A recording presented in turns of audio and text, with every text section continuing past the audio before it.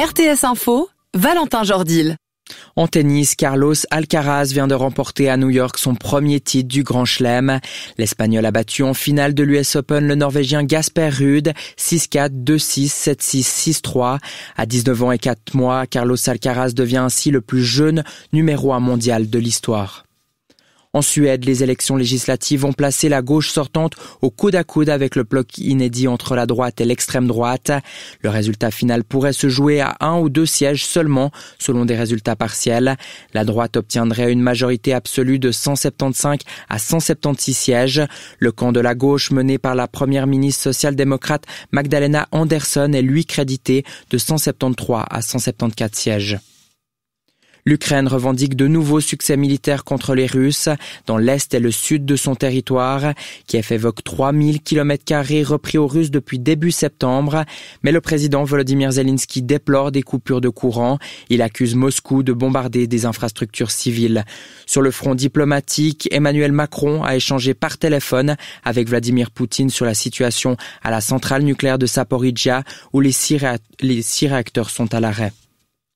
La reine Elisabeth II a entamé hier son dernier voyage.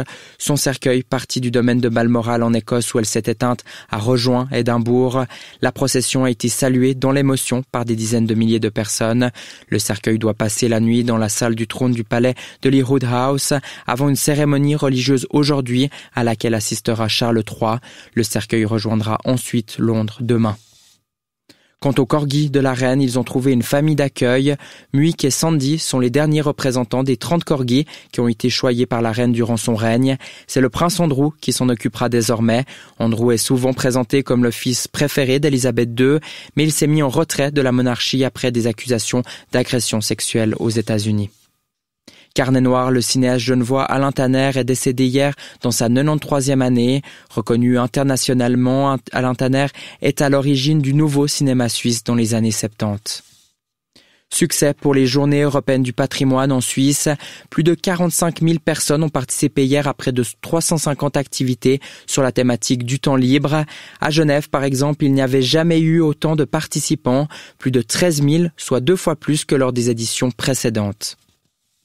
Pour finir, on prend des nouvelles du ciel. Aujourd'hui lundi, le temps s'annonce ensoleillé. Quelques bancs de brouillard ou de stratus bas sur le plateau sont toutefois attendus en début de matinée.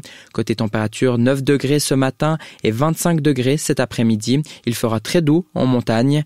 Merci d'écouter RTS Info. Prochain rendez-vous avec l'actualité à 3h.